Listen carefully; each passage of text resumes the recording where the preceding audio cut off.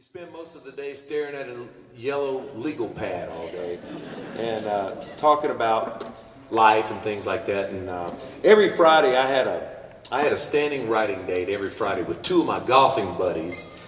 And we didn't really get a whole lot of songwriting done on Friday. We basically met at the office, had some coffee, and we headed out to the golf course. So this one particular Friday I come in and our publisher stops us at the door and says, "Look, nobody is leaving early today because George Strait is in the studio and he's looking for a song, a love song, and everybody here is going to try to write that love song today." And me and two of my golfing buddies, right, you know, like we're going to stare at each other and try to write a love song today, and this wasn't going to happen, but we gave it our best shot, you know, and we got to we about 2 hours we put into this thing, two and a half hours or so, and we got tired. We finally decided we would go have a little lunch, and we went to what they call a meat and three in Nashville. That's where you go. It's a quick place to have lunch. You get a meat and three vegetables, and you're in and out pretty quickly, right? And so this particular day they were serving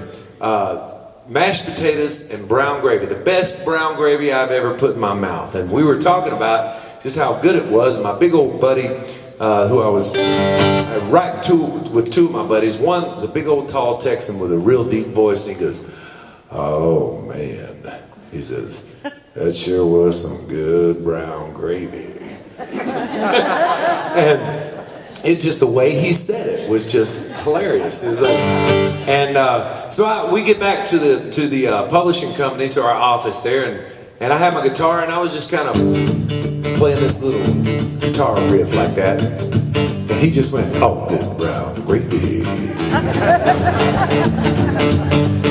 I love good brown gravy." And my other buddy over there, he was sitting there trying to still write a love song, and he goes, "You know what?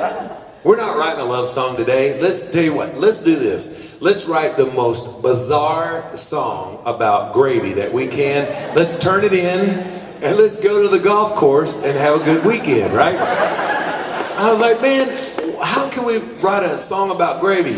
You know, how do you write a song about that? And he said, "I don't know." He said, "Let's just think so far out of the box. Let's write the most abstract, bizarre song we could think of. Turn it in, and let's get out of here." So I had my guitar, and it was already kind of funny the way my guy was saying, "Oh, good brown gravy." And so we got to think, well, what's the motivation? What's the angle? So, well, what if, you know, this gravy was so good we had today, you know that lady that cooked that gravy, I bet she's got a happy, happy husband, man, you know. Is it, you know, what if the gravy was like a way that, you know, it's almost like an aphrodisiac, you know, it's so good that, you know, it would draw people in. They just had to have it. It was like they had to find the recipe. And so, so my other buddy over there, he goes, "Well, you know what? There's this new genre of music called rap music. I'm going to rap my verse." And I said, "All right, well, let it rip." He goes, "I think I got it." So he came up with this to get us started.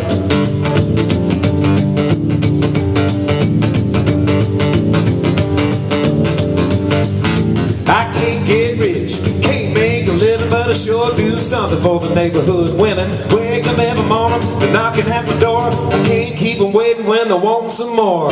Back, I holler to my hound yours. I pull the evil from them coming around. I used to think they were after me. They were just after my recipe for my good brown gravy. Good brown gravy. Yeah, good brown gravy." So we were off and running. My other buddy goes, "I got it. I got the second verse." And he came up with this.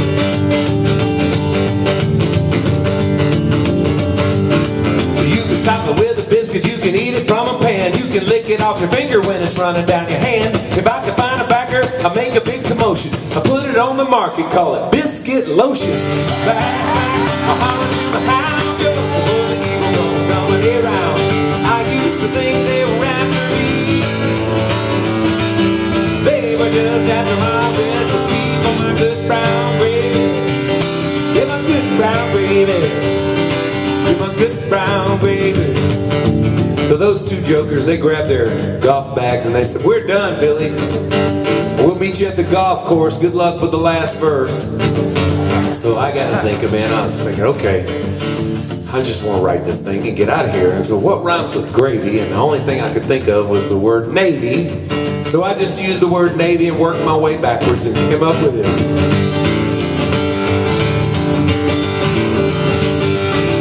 Well, my granny told my mom about the power that it had. Good brown gravy is the way she got dad. Tried to get me in the army, get me in the Navy, just to get the secret of my good brown gravy. Last night, I hollered to my house just to hold the people from coming around. I used to think they were after me. They were just after my recipe for my good brown gravy. Yeah, my good brown gravy. Yeah, my good brown gravy. Yeah, my good brown gravy.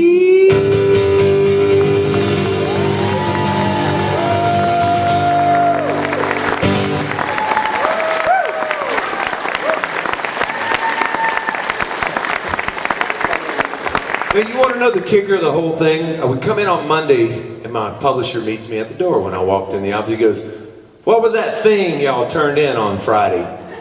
And I started to explain, and he goes, "I don't want to hear it." He says, "All I know is Joe Diffie is in the studio today, and he's recording it." And do you know, the thing went on, it was on his Third Rock from the album, Third Rock from the Sun album, and the thing sold 3 million copies. It's unbelievable. So our publisher was happy, you know. Let me tell you a little bit about this album. This album is special to me because, well, first of all, I love the title. It's called For Those Who Move America. And it's about, I wanted to do an album that paid tribute to anybody who traveled and drove around the country for a living. You know, truck drivers, salesmen, touring artists like myself. We spend a lot of time on the road, and I realized that especially truck drivers, they hold in the palm of their hand, they hold a large portion of our economy.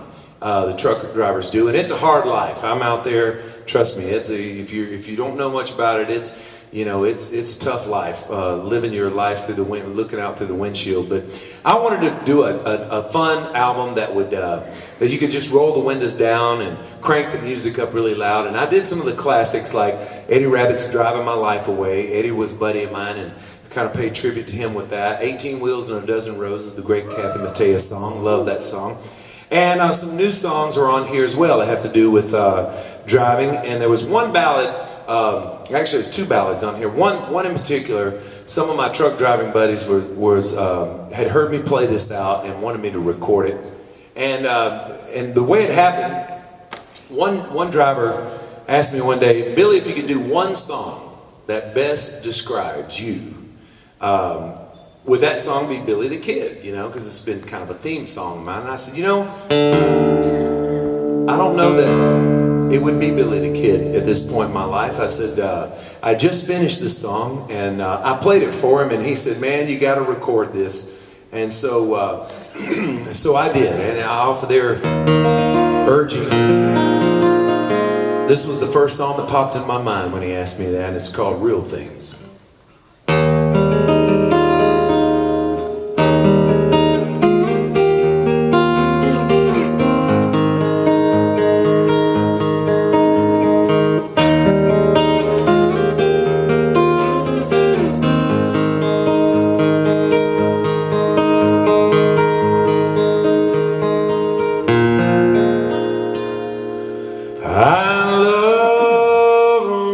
Things built to last, hardwood floors and stone fireplaces, and looking back on the past. Ice cold beer, fish that fight, wise old bucks and old timers telling lies. And I love fireflies. Rainy days I love them, I always have. Screamed in porches, my old straw hat, the smell of dogwood, early signs of spring. I love real things.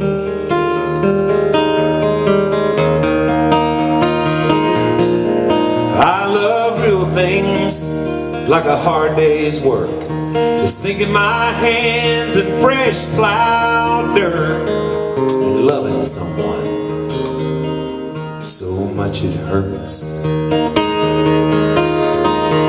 New strings on a no guitar, a little moonshine in a mason jar, just feeling alive, at peace with who you are.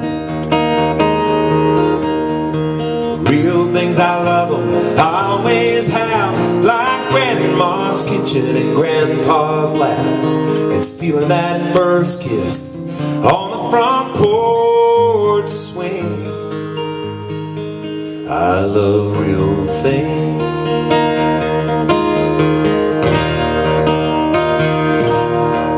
Cause it's the real things that I come back to every year,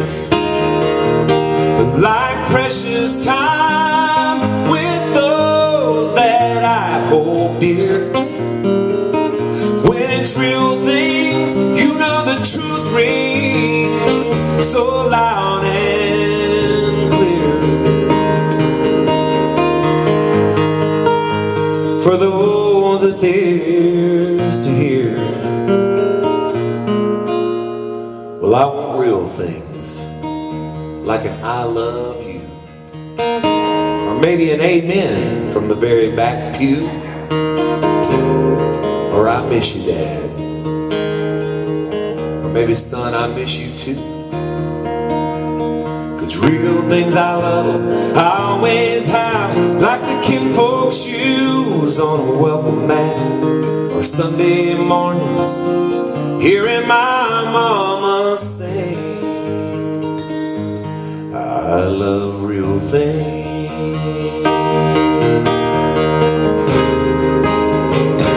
I love those real things.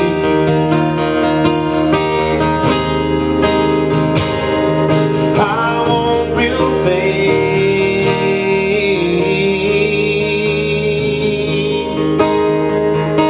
Oh, real things.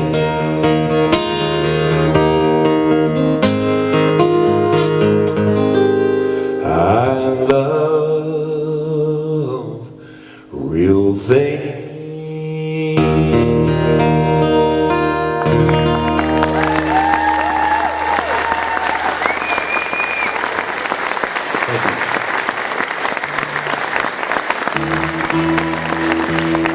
Thank you so much. I appreciate that, folks.